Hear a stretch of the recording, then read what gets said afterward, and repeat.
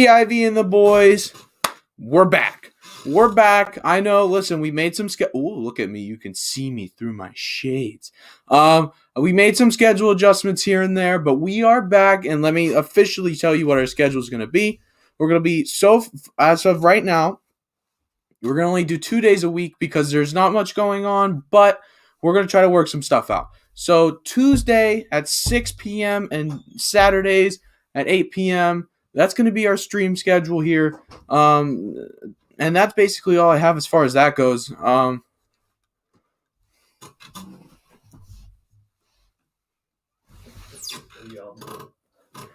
Again, if you have any questions, I still have it there. Email me, bdivatb@gmail.com. We're going to be trying some new stuff out, okay? Phone calls. Oh, boy. I mean, call-ins. We'll see, man. We'll see. I don't know. That might be a bad idea. I mean, I'm not trying to get canceled or anything like that. So we're gonna try some stuff out. But what are we getting into today? Before I even do that, let me show you what I'm wearing. No hat yet. No hat. We'll probably take a pee break sometime today.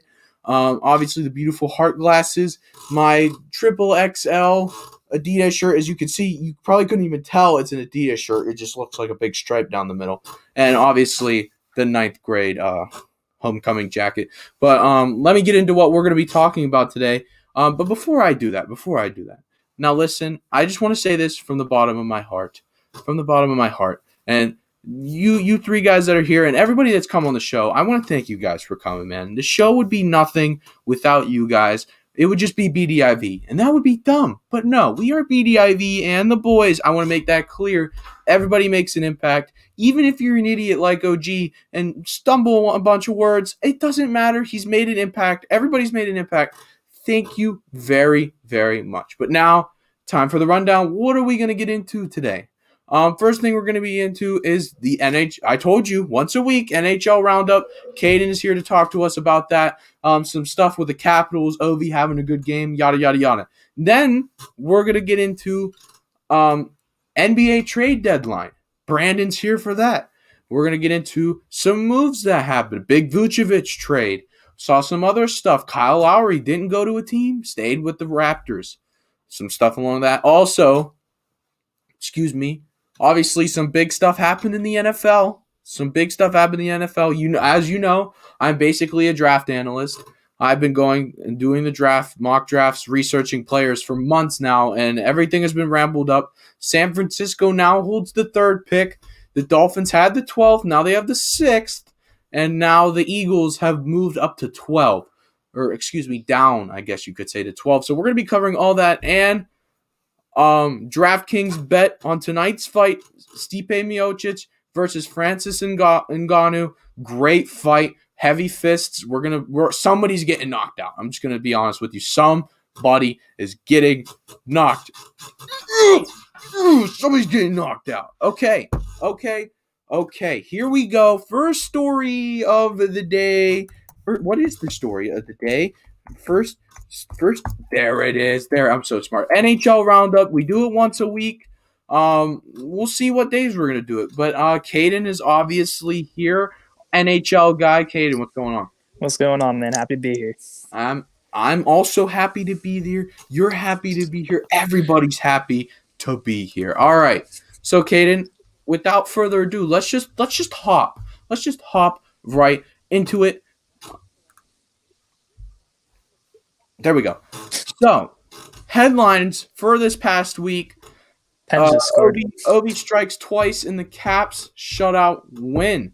So, Alex Ovechkin scored 2 more goals to continue his surge, and the red-hot Washington Capitals cruised to a 4-0 victory, visiting the New Jersey Devils on Friday. Ovi now has 10 goals in his past 10 games. The consistency is definitely there. And the past 10 games for the Capitals, for that matter, they're 9-1-0. They beat the Devils for the 6th time this season. And some other goal scorers from the Caps. You have Nicholas Backstrom scored 1 in the first. Connor Sheary had a goal and an assist. And oh boy, Caden, here we go with the names. Oh boy. The goalie, Ilya Samsonov. Ilya Samsonov. I'll give you it. It was It close. was close enough. 24 saves, which isn't a lot. I mean, is that a lot of shots? 24. Not. I mean, it's about average. So defense played good. Yeah. Caden, obviously we know that the Capitals are legit, but how are the Devils right now, man? Are they playing decent hockey? Well, they're a team that was expected to be a rebuilding team for sure. They sold off a lot of their good guys in the off season. They were expected to be a bottom feeder, but they had a COVID outbreak at the beginning of the season, so they were off for about 2 weeks ish. They came back and they've been on a decent little streak. I mean, they beat Pittsburgh 2 out of 3. They had some good game against the Islanders, so they're still at the bottom because the East Division is probably the hardest division in hockey right now. But they've done a lot better than expectations for sure. Oh, I was muted. Yeah, so obviously the Devils, again, this is a team where we thought, you know what, we're not going to see much from them. Maybe build some draft capital for the next season. Really, over the next few years, we'll see New Jersey really just build up as a team. But I mean, obviously they're playing decent hockey right now. Beat the Penguins 2 out of 3. I don't know what I was trying to go for there. But speaking of the Penguins, I actually don't have anything written down for the Penguins, which is really upsetting. They're actually playing right now. They played the awful Sabres. Was it yesterday, right? It was Or Wednesday, Thursday. Yes. Previous game, I believe the score was 3-2-1, maybe?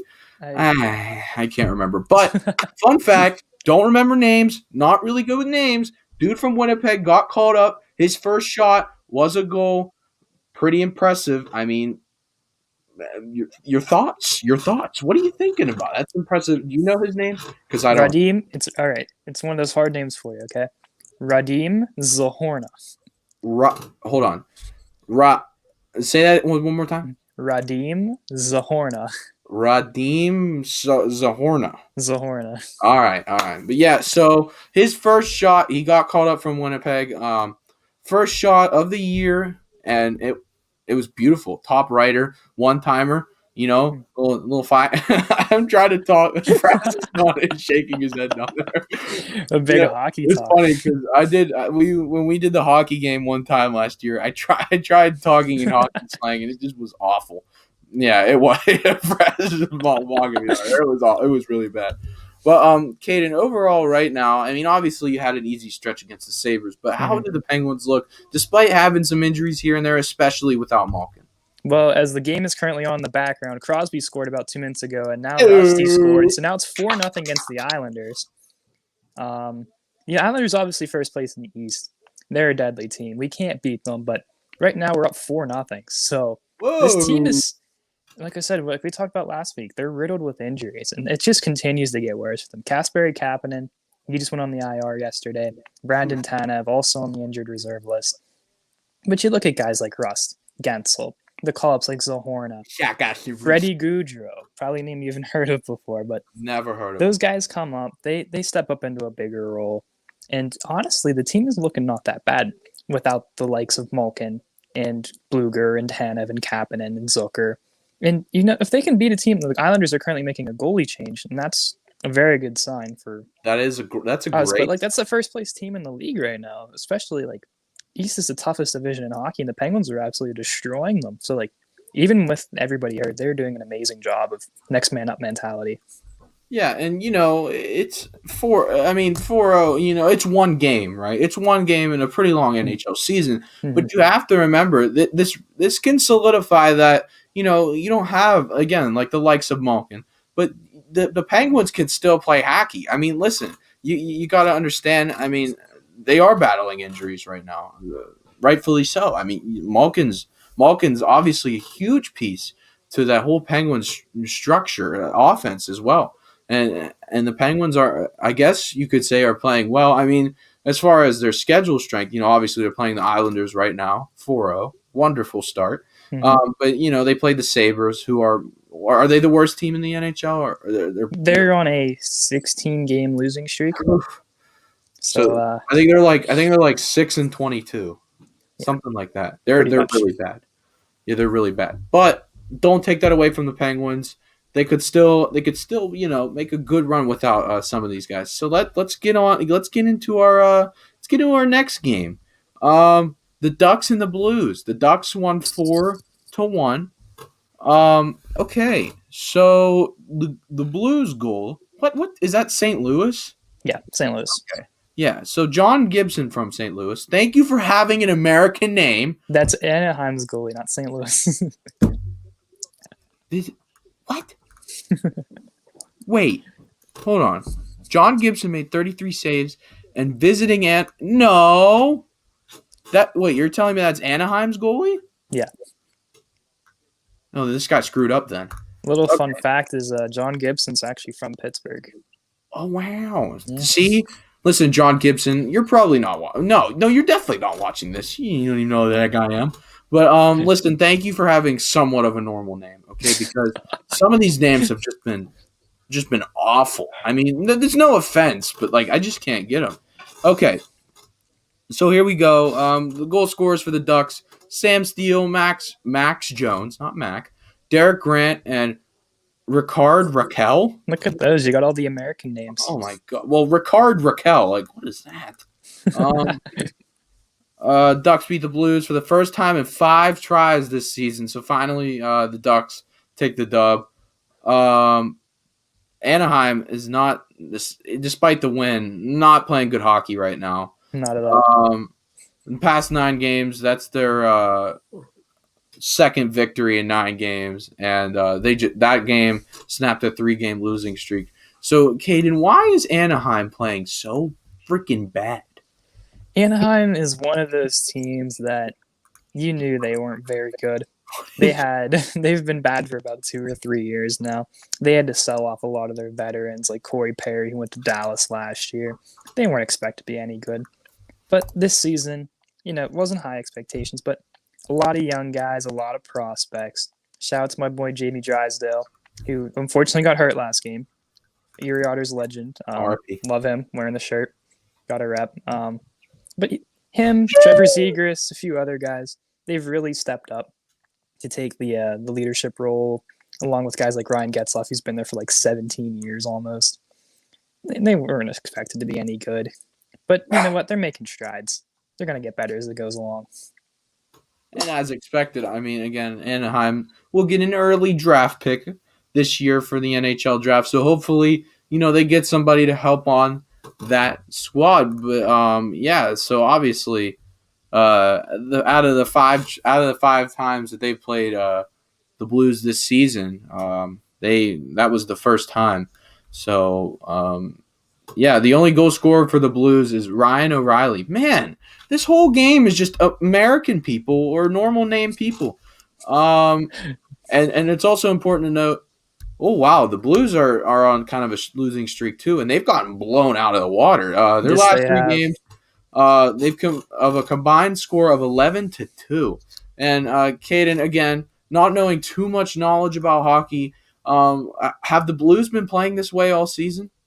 It's been up and down, and it's been inconsistency, and it's been injuries. Jordan Binnington, maybe you remember or not, he won. He pretty much, they called him up, and he led them to the Stanley Cup in 2017, 2018, whatever year it was, and they won. And they just signed him to an extension that pays him like $6 million a season. And the Penguins just scored again. It's 5-0, but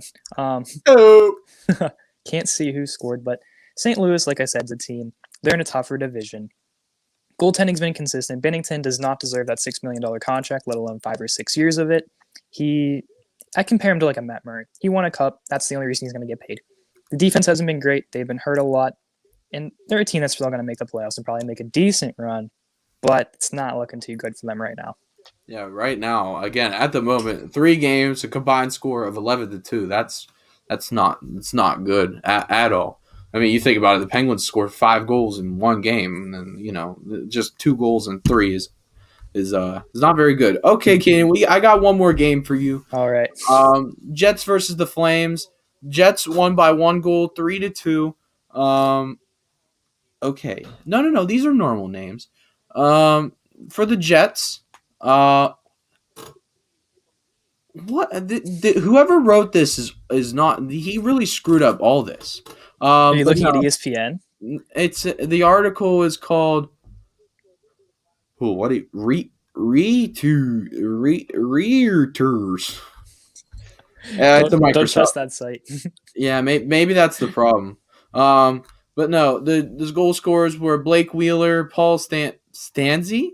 I'm Stastny. stupid. I saw that. It was Rust again on the goal, by the way, for the And Penguins. Kyle Connor each collected one goal and a dime, all three of them, to lead visiting what? This doesn't make any sense. To a victory over Calgary. We'll just say that. For the Jets, you have your goalie Connor. Oh my god, Hellebuck. Hellebuck. Hellebuck. Who won, they're on their who won their third straight game. 3 in a row. Good little run. And vaulted back into a tie with the Maple Leafs for the top spot in the North Division. For the Flames, again, this was a close game. Jacob Markstrom. Yep, Markstrom. Okay, I'm over 50 right now. Stopped 26 shots for the Flames. They've lost 4 straight. And in those 4 games, they've only scored 4 goals. That's a lot of 4s. Excuse me. The 2 goal scorers for them were Milan Milan Lucic. Lucic and Matthew. Oh boy, Ta. Kachuk. Ta- Kachuk. Wait, what was it? Matthew Kachuk. Kachuk, but why is there a T there? It's silent. I don't know. And Noah Hannafin. Hannafin. Yeah, he dimed both of those goals for them. You're getting better at this, Bill. I am. I'm getting better, Caden. I am getting better. But so we're looking at these 2 games here, or excuse me, these 2 teams. As far as consistency goes, are the Jets the better team? Absolutely. The Jets weren't the favorite for the North Division. Obviously, it's Toronto, and that's a team probably we're going to talk about a lot later on the road. With them, pretty much those 2 competing back and forth for that number 1 spot. But Winnipeg overall, they have the better goaltender in Connor Hellebuck. He won the Vezina last year for best goalie. They're getting a lot of scoring from their star players, and the defense is playing amazing for Winnipeg. I mean, Winnipeg was known at the beginning of the season as, I don't even know if they're going to make the playoffs. I think their goalie is going to carry them. But their goalie has carried them, and the scoring's helped out a lot. So Winnipeg's definitely a team that has really proven this season, hey, we're not messing around. We're going to fight for this top spot, and we're going to make a deep run in the playoffs. And they could. They definitely could. I definitely see it. But yeah, I mean, this was another close game. We're not going to dive into it, but the Coyotes beat the Sharks 5-2. Yeah, it's a worthless game right there. Yeah, that's why we're not going to dive into it. Caden, thank you for the hockey talk. I want to get everybody's opinion on the NFL draft in a little bit, but for now, and he's already here. I don't even have to wait. Brandon, we are about to get into the trade deadline. What's going on, buddy? What's up, man? How are you? I am doing absolutely wonderful. Okay, so I have a few moves here. I can definitely get some more. You could definitely give me some more. But the first one I have was a couple of days ago with the Vucevic trade. Yeah. Oh no, last Thursday. Or wait, no, Thursday was Thursday was the trade deadline. Oh, smart man. So they made this move right before the trade deadline. So the Magic sent their longtime All-Star center Nikola Vucevic and Al Forcamino to the Bulls for Wendell Carter, Otto Porter Jr., and 2 first-round picks. They get those 2 picks. They're actually relatively upcoming for the most recent, or not most recent. The oh my god, what's the word? The closest draft to come up, 2021 draft, and also they gave up a 2023 Bingo. Yep. as well. So Brandon, is there a clear-cut winner to this trade? I think both teams won this trade because I think Orlando needs to bottom out because their core's been around for a long time and their ceiling to me is like the 8th seed. And I always say this about sports. To me, I either want to be one of the worst teams in the league or one of the best teams in the league. I don't want to be in the middle, man, because that's like the worst place to be in all of sports is in the middle because you're not good enough to like win a playoff series, and you're not bad enough to get a really good player in the draft. So it's like either way, you're kind of screwed. So I like what Orlando did in Chicago. I mean, Chicago's going for a playoff push this year. They got Zach LaVine, Lowry Marketing. Who else they got there? Kobe White. They got some interesting players there. Nikola Vlucic. I butcher his last name a lot. On my channel, I call him Nikola V because I can't say his last name. Close enough, buddy. But I think he's a very good player, very underrated, very skilled big man. He could shoot the three. He could post up. He's not a good defensive player at all. He gets torched on defense, but his offense is very skilled. I mean, he's averaging 24 and 12, so he's good. Yeah. Very skilled big man. So I like the deal for both teams. Orlando to try to get a good draft pick, and Chicago to try to make a push for the playoffs this year. Yeah, and I think a very important thing to know, especially about the Bulls, is that I think Zach LaVine is one of the most underrated players in the NBA right now. Zach LaVine is playing really good basketball. He's just known for being in one of the closest dunk contests of all time. But really, he was in the 3-point contest. So so he's really proven to not a few people, but a lot of people that hey, I can actually play ball and. I don't even know what he's and his biggest accomplishment was coming off a torn ACL. He came off a torn ACL and he's still dominating. And you could argue that he's playing better now than he was before his injury. But yeah, again, the Bulls could definitely turn around this. I agree with you. But if I had to pick a winner, I'm gonna be honest.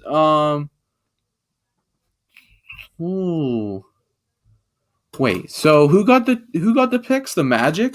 Yeah, the Magic got the young big. They got an expiring contract, and they got 2 first-round picks. Yeah, I mean the expiring contract might hurt, but I'm gonna slightly lean towards the Magic winning this trade. I think that the draft picks are gonna be decent. Again, yes. You have the Bulls.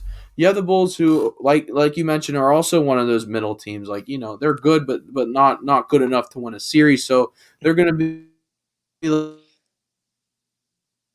I think you're frozen. Yeah, you're frozen. You still.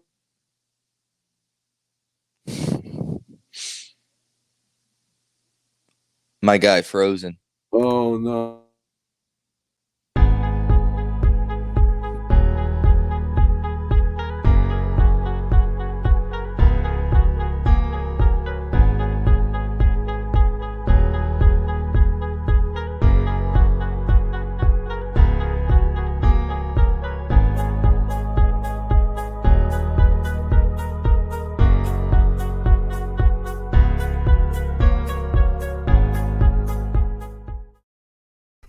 Hello?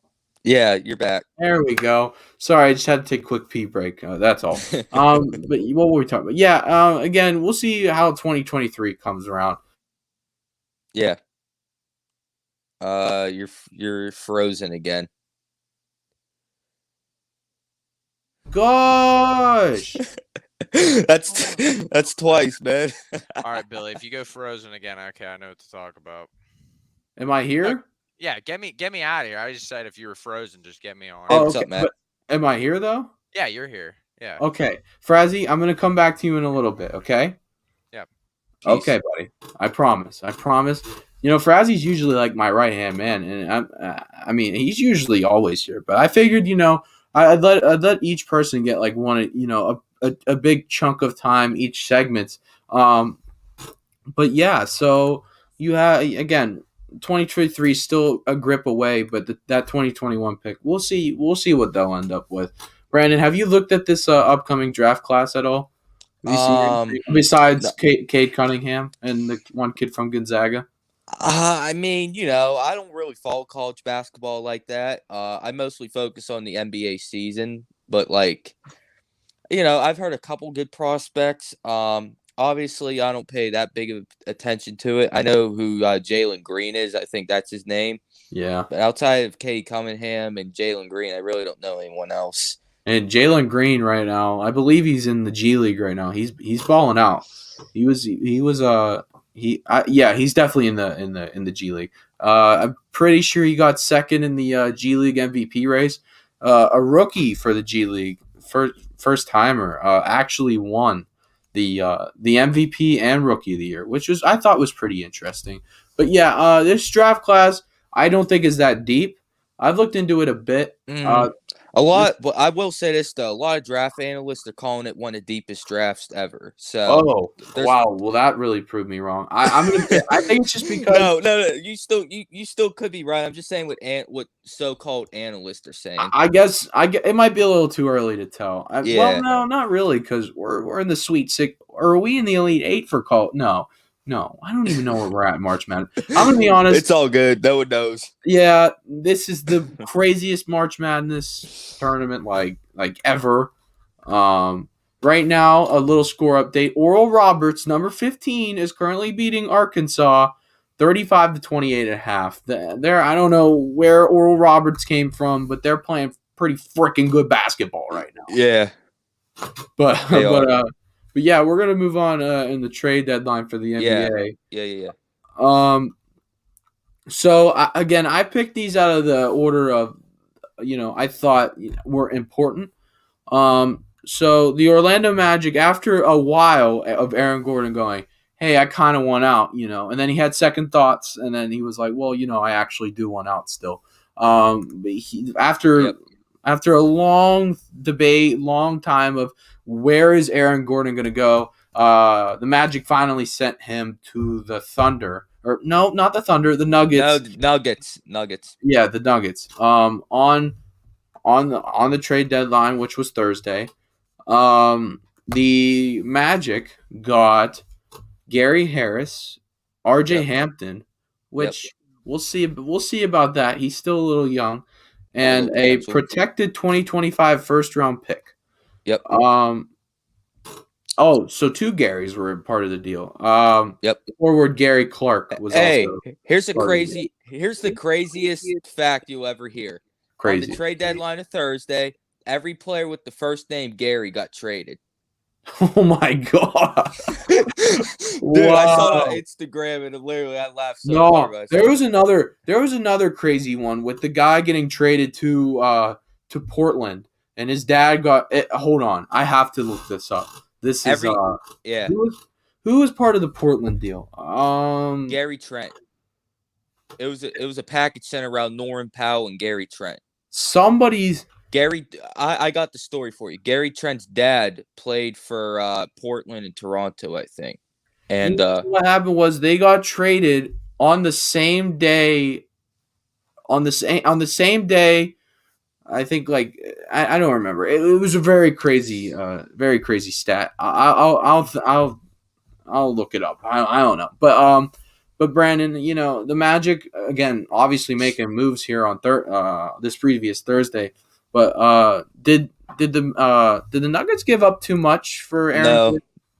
No, not at all. I think the Nuggets are a legit title contender. And by the way, not a really good move they made. A really sneaky move they made was getting JaVale McGee. He's literally the perfect backup center for Nikola Jokic. Great. I like the deal. I think Aaron Gordon fits them well. Obviously, Aaron Gordon's a high flyer, and Nikola Jokic is a pass-first player, so Nikola Jokic will find him open. He's a very good catch-and-shoot three-point shooter. He can shoot it good. I love the deal for Orlando. And Orlando, too. I think Orlando got a nice haul for Aaron Gordon. And then the Nuggets, man, I like what they did. I think both teams won the trade, kind of like the Bulls and Magic. I think they both won. This is the same scenario. I think both teams got out good in this trade. And as of right now, the Western Conference, man, if I had to pick the Western Conference right now, I think it's going to be Nuggets Clippers. If I had to pick right now. Yeah, so Lakers, you don't think the Lakers are in that I don't trust their health. They've been all banged up all year. And I somewhat agree with that. LeBron's now out until God knows when. AD's been hurt for the past month and a half. I mean, there is some issues here.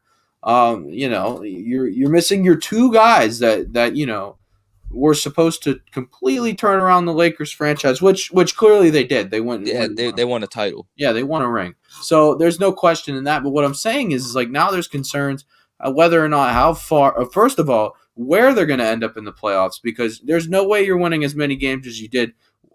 Let alone missing one of them. Now you're missing both of them. So we'll see where they land, and then how far they can make it in the playoffs. Hopefully, LeBron's good by then, which I think he will be. Yeah, and Anthony Davis, I think will be good to go by then as well. I have news about AD. I reported this on my channel. AD is progressing. He's progressing.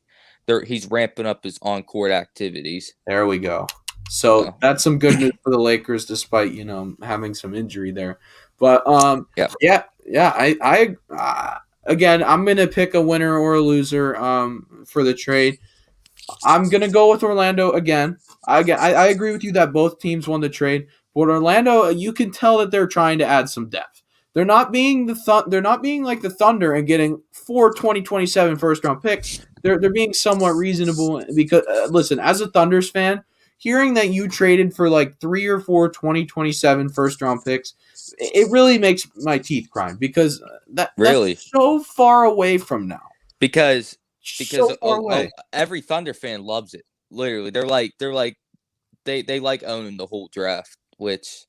Well, yeah, I guess a good draft capital is wonderful. I would love to have that much, but for 2027, that's 6 years from now. That's 6 whole years from now. Yeah, who knows if the world's going to be around in 6 years? Yeah, that's what I'm saying. The Thunders are giving away all these players for 2027 first round draft picks, but okay, now here's the thing: draft capital in any sport, for that matter, even MLB, NFL, draft capital is very important, and the more draft picks you have, clearly, like as you could see from other teams in the NFL, we just saw, draft capital is very, very important, and I definitely see the Thunder trying to build that draft capital. They're getting their picks, and now they're adding some depth to their team. They got R.J. Hampton, who was he like the 5th pick in the draft? I can't remember. No, not even close. He was like, he dropped, right? Yeah,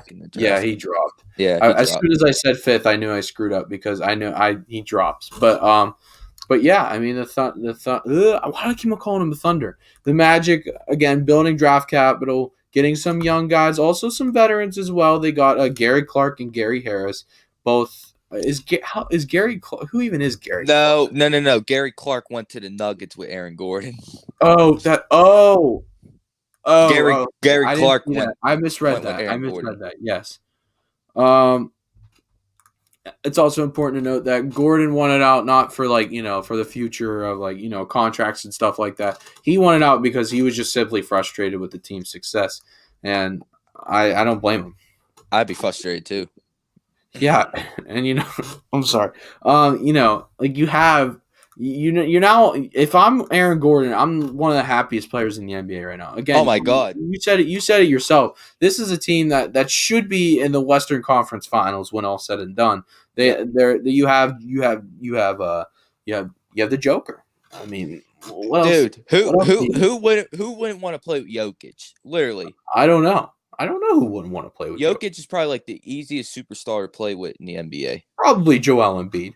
Joel Embiid probably wouldn't want to play with him because but hey, Joker's win the MVP. Oh yeah, he's playing really good basketball right now. The Nuggets are playing really good basketball in general. So yeah, we're gonna move on from that. Okay, this was another big one. And I know you said it before the show. You're about to go off, and I'm gonna let you rightfully do so. The Rockets basically traded one of their last best players away. Now you're just left with a wash, John Wall. But Christian Wood's pretty good.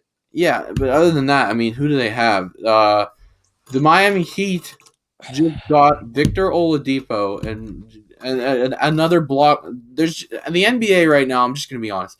You're either right here, right here, and then you have a few teams right here, or you're just right here. Like you're just awful. Or hey, there's another tier, Brooklyn Nets tier. Yeah, which we're gonna get into another signing they just had. Yeah, so the Miami Heat got Victor Oladipo from the Rockets. So all last week, we got reports that the Heat, or excuse me, the Rockets were definitely going to keep Victor Oladipo.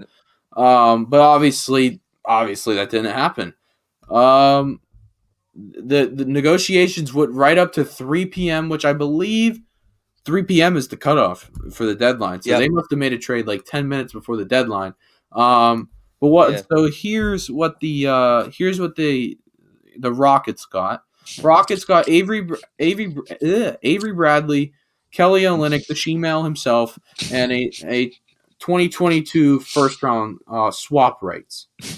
So and those, it's important to note that those swap rights include the Brooklyn Nets pick, which they're probably not going to use because the Brooklyn Nets are probably going to be in a good situation for a while. So Brandon, again, here we go. Winner, loser. Obviously the winner's the Miami Heat. Like by far. They literally stole Victor Oladipo from the Houston Rockets. Like, this was an absolute robbery. See, but my thing with Houston, it's not just this trade. I go back to the James Harden trade. Dude, they could have had Karis LeVert, Jared Allen, Spencer Dinwiddie, and all them draft picks for James Harden. They did a 4-team trade. They could have had LeVert, instead he turned him into 20 games with Victor Oladipo. Like, it like that move made no sense at the time. And then they turn around and trade Oladipo to Miami for a washed up Avery Bradley, a average at best player in Kelly Olynyk, and a pick swamp, which, guess what? That swamp ain't even going to matter. They didn't even get any of the Heat's good young players. They didn't get that Precious guy they drafted in the first round. They didn't get Kendrick Nunn. They didn't get Duncan Robertson. They didn't get Tyler Hero. They didn't get nobody. The Houston Rockets right now are the worst ran organization in the NBA, because I look at this team. They gave away James Harden. I'm sorry, guys. Like, they could have LeVert. I'm going to say it one more time. They could have LeVert. They could add Jared Allen. They could add Spencer Dinwiddie, and they could add all them draft picks.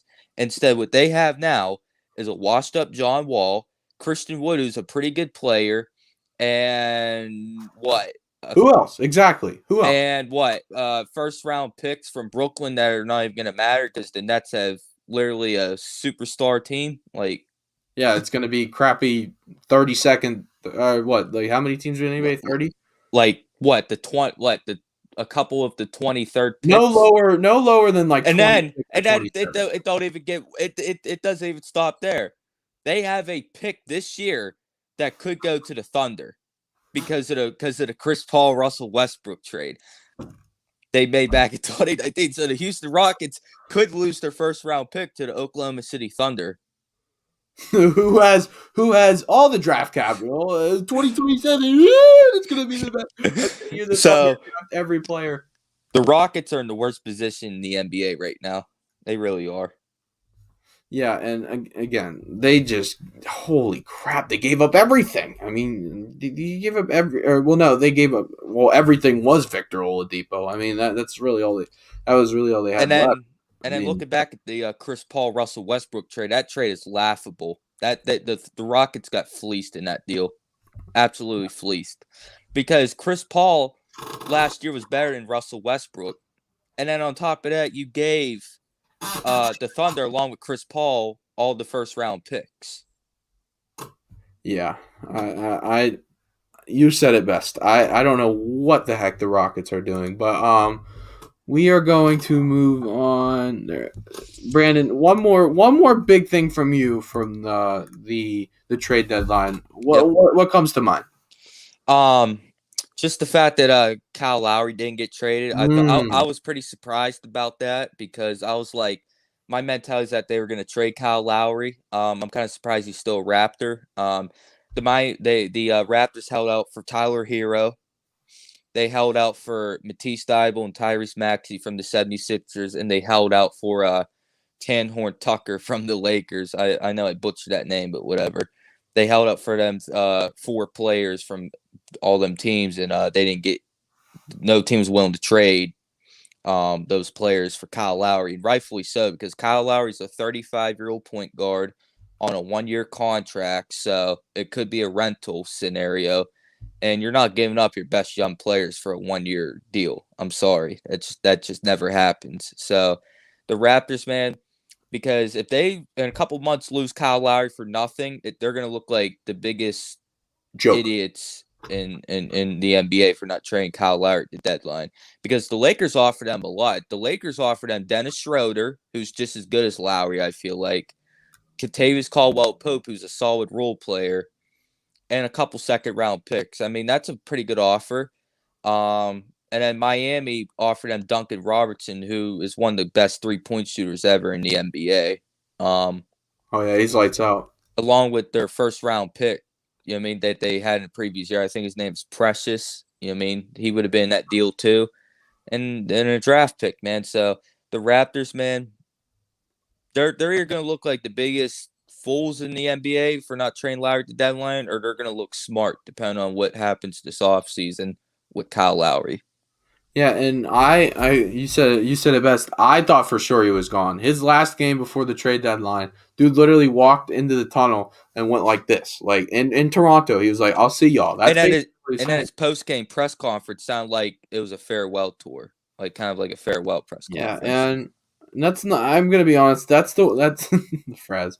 That's probably not the way. That's probably not the way you want to end it, because basically saying that you won out, and first of all, in the middle of a season, that's terrible time to say you won out, and also, I mean, again, I'm gonna be honest.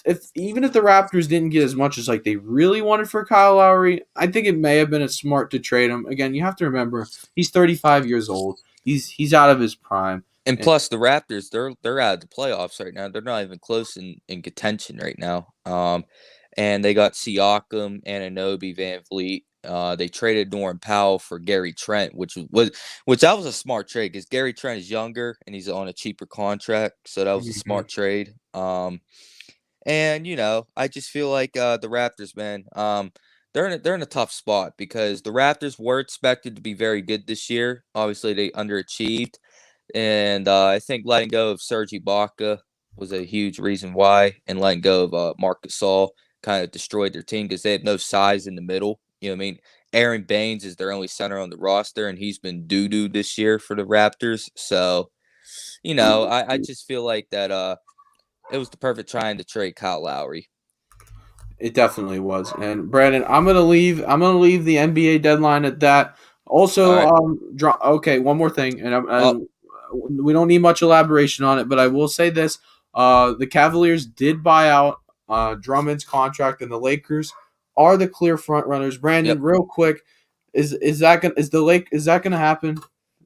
I believe it will, because I believe all the signs point to it. There were some rumors about the Celtics being involved, which I really don't think that makes that much sense. I think they need to just play Robert Williams those minutes.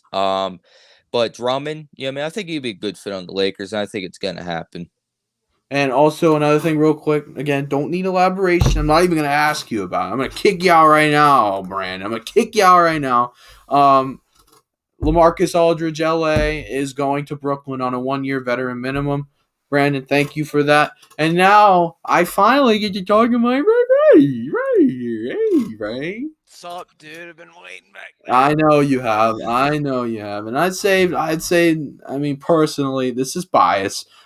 Save the best for last.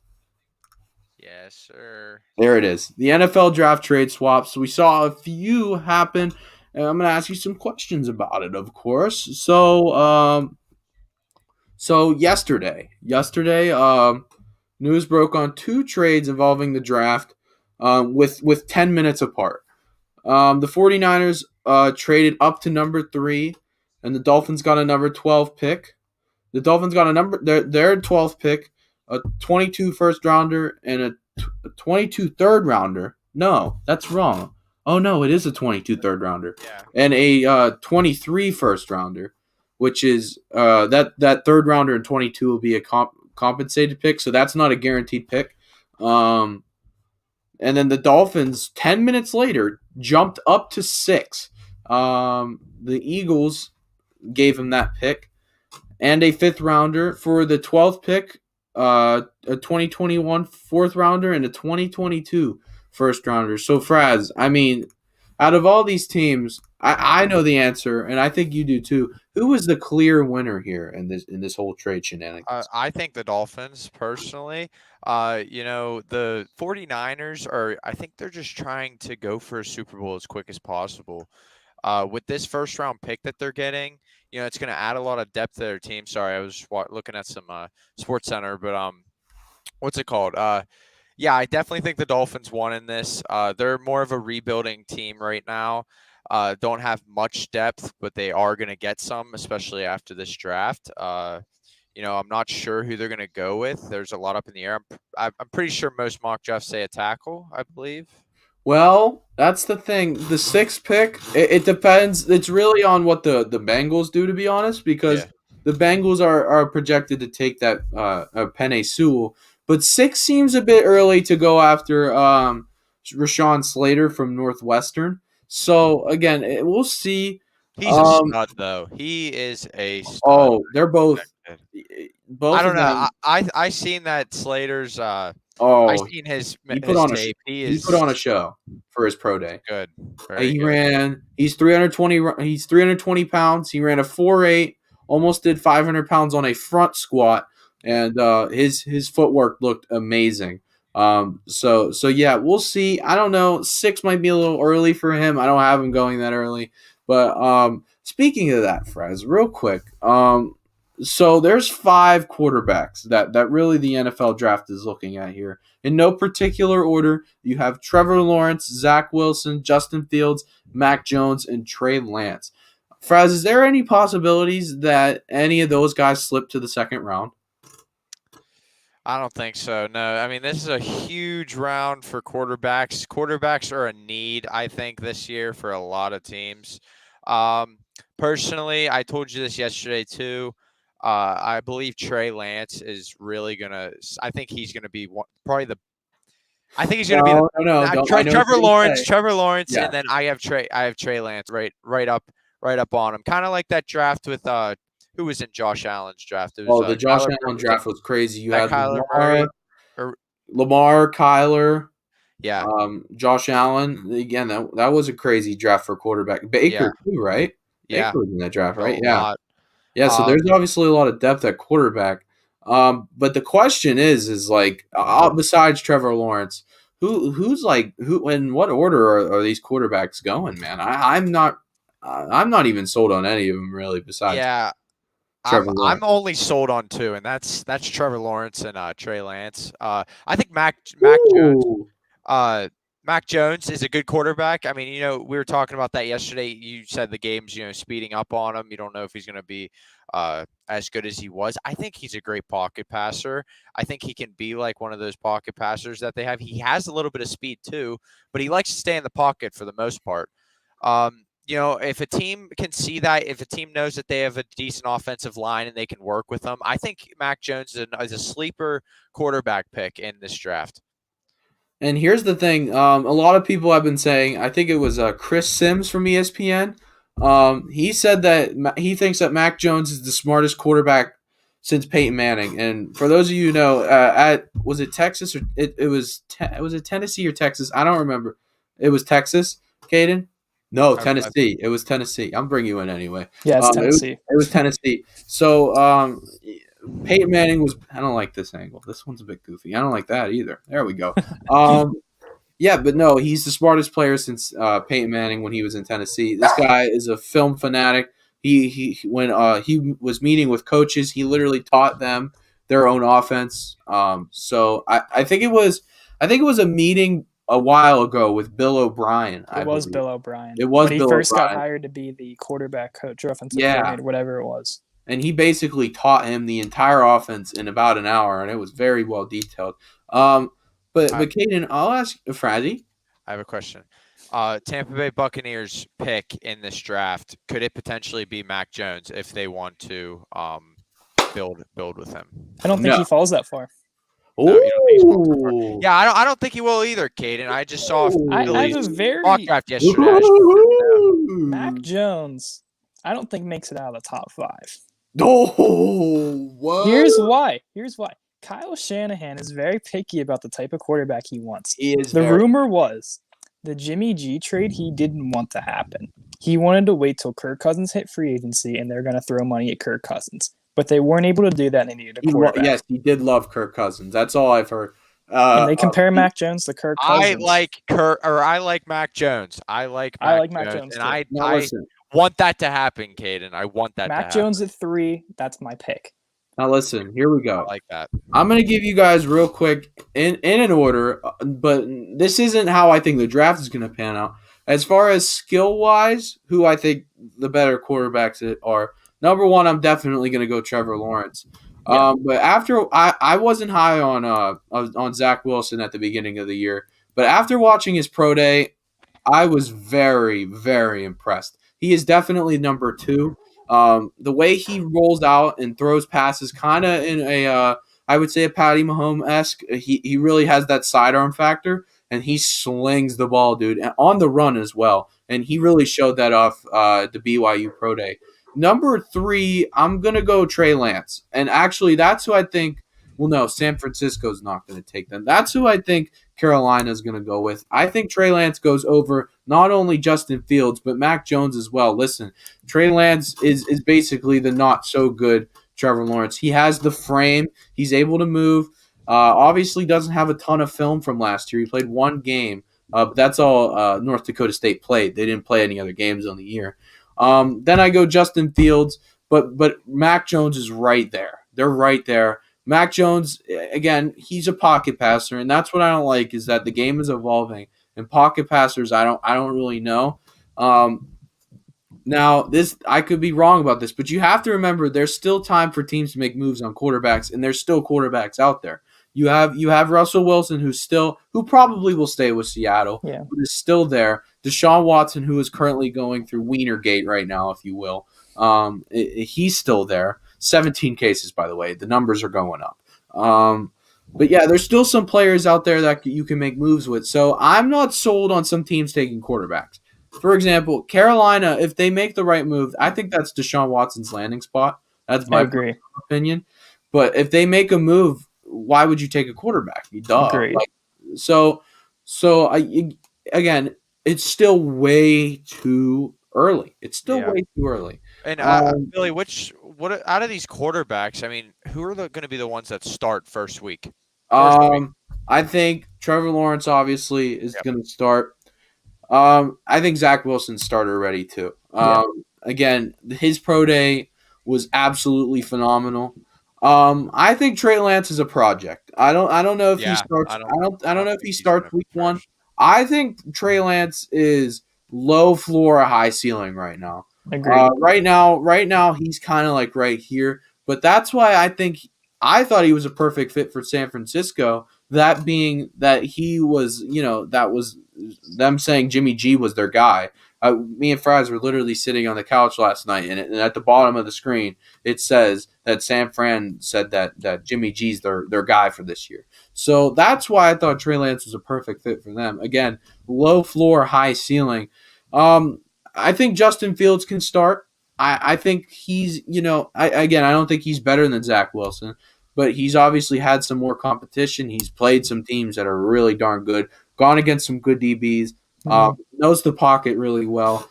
But yeah, Mac Jones, it depends on where Mac Jones falls. If he goes to a team that doesn't have any receivers or any tight ends, I'm not really sure if he's starter ready because I think Tua got thrown in that situation as well. Tua's best receiver was Mike Gesicki. So, I mean, that's a problem in itself. And I think Mac Jones has to have some people surrounding him, just a few, 1 or 2 receivers that can run some good routes. And that's kind of why I thought he was a perfect fit for Chicago, to be honest with you, but not anymore. You know where I would like him to go, though? Where's that?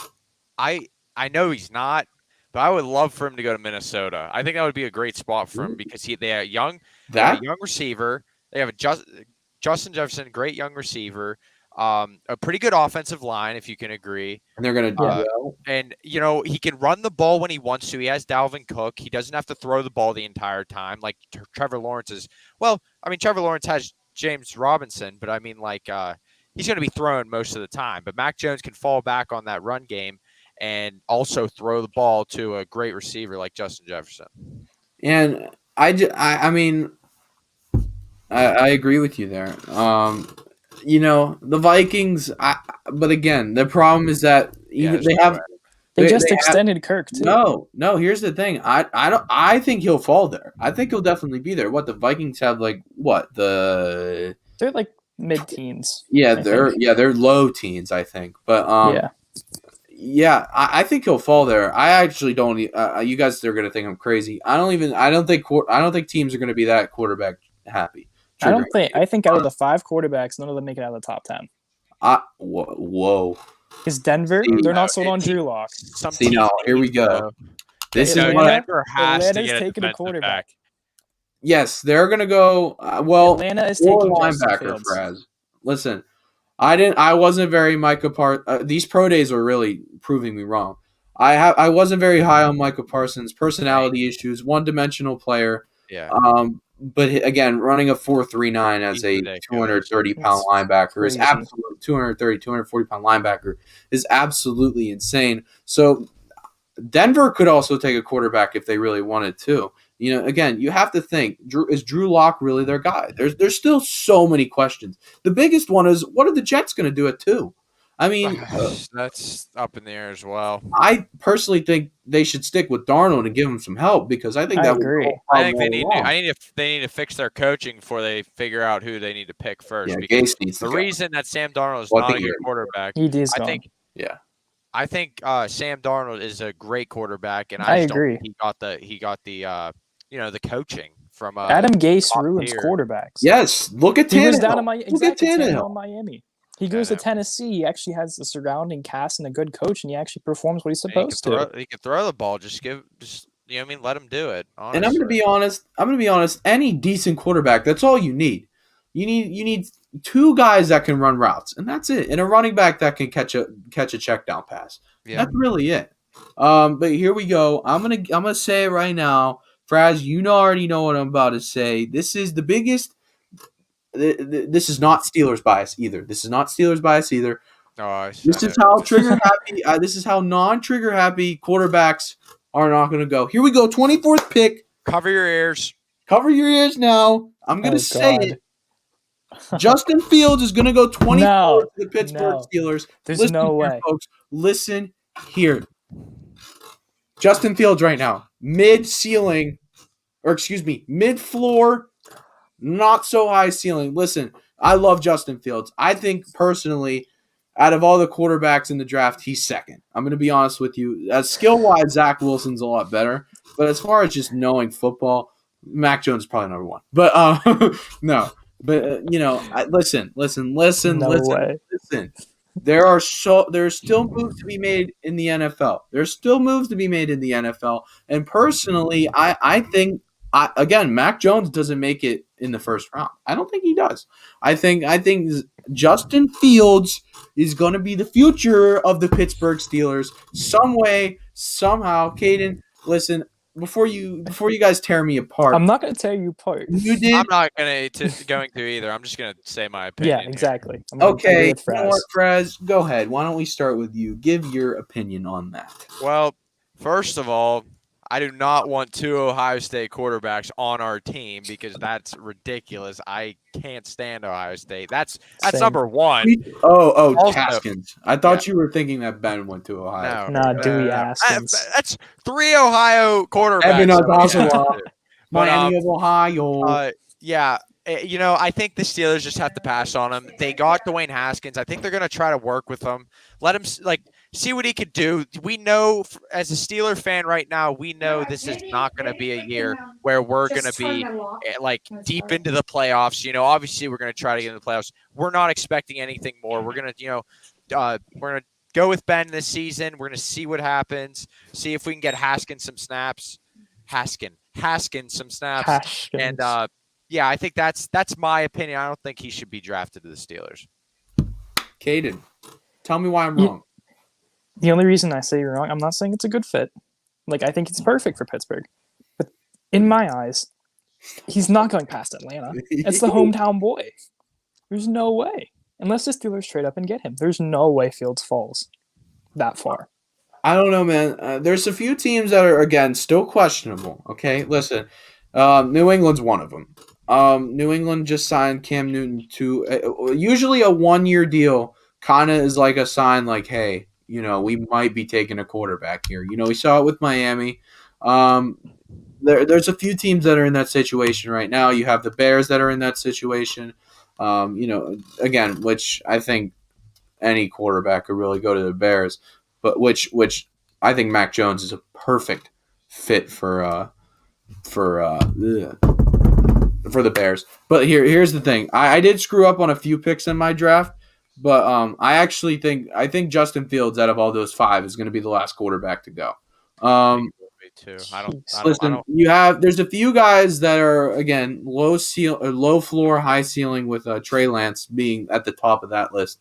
And then you have to look at each quarterback and just go, well, they got to be the best in their class at something. Trevor Lawrence, again, is consistency.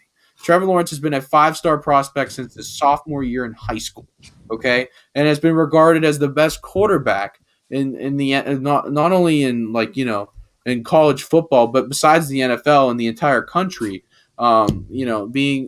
Since his sophomore year, he's gotten 3 good years. Zach Wilson, his pocket awareness and his throw on the run is absolutely insane. Mac Jones is going to be one of the smartest quarterbacks in the NFL. Obviously, you have some guys that are veterans, but Mac Jones makes absolute great reads. Only question with him is, can he play without threats on his team? Trey Lance has proved that he's legit. Had a beautiful deep ball, not as good as Zach Wilson's, believe it or not, but and then Justin Fields is kind of just good at everything. But the problem is he the best at anything? And the answer is no. Besides athleticism, which even Zach Wilson could compete for that, he's not the best at everything. He for his agility, he gets sacked a lot. I don't know why. His pocket awareness isn't great. He doesn't have a crazy deep ball.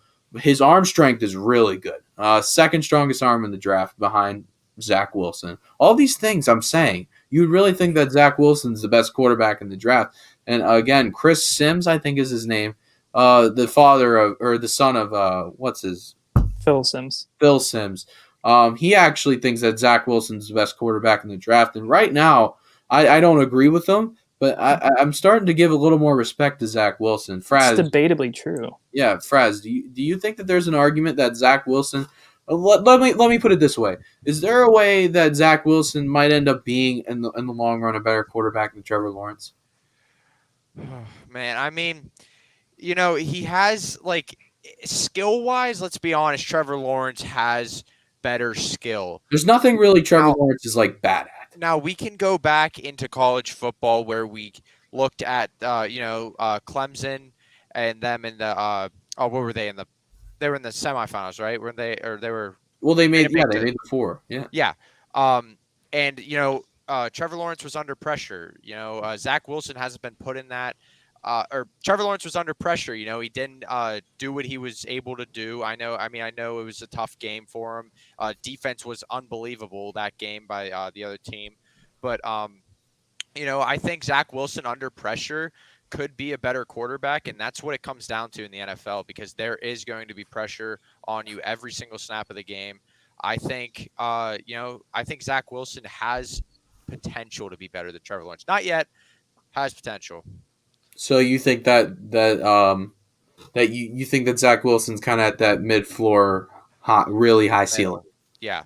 Yep. He has room. Yes, he has room to grow. So you think he has the highest ceiling out of all 5? No. No. Not. I don't think Zach Wilson does. I think Mac Jones does. Ooh. But because again, knowing the game, you know what I mean.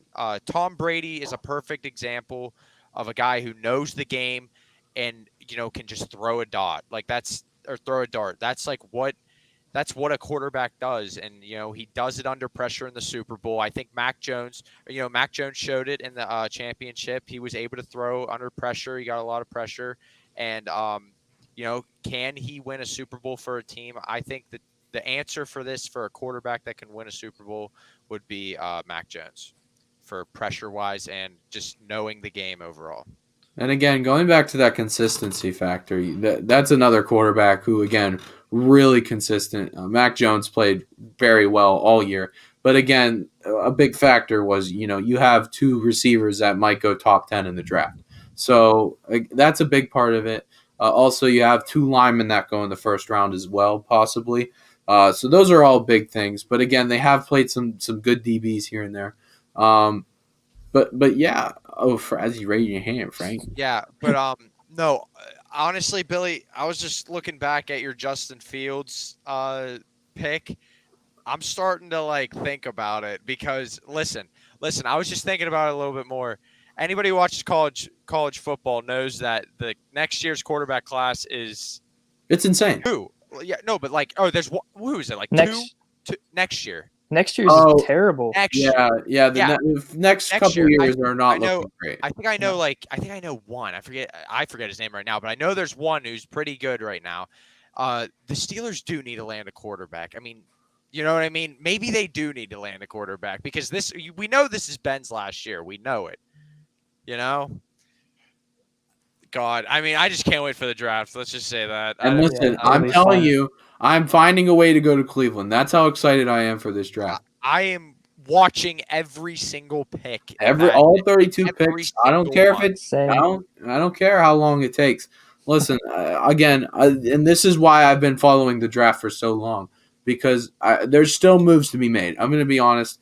That number 2 pick for the Jets, I mean, I don't know.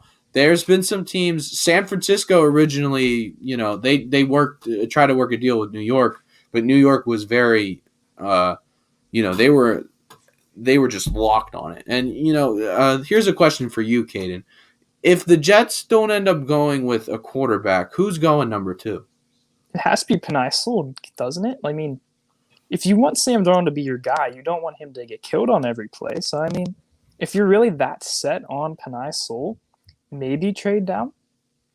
Yeah, but the problem is maybe a spot or two. Maybe if you want to yeah, split. If the 49ers go, get scared or the Falcons get scared, oh crap, Fields or Wilson might go. You can't go any further down than 5 because if the Bengals, I'm telling you, if Penei Sewell falls to 5, the Bengals are 100% going to take him. Now I have heard for Joe Burrow. that Joe Burrow, maybe they go with Jamar Chase at 5.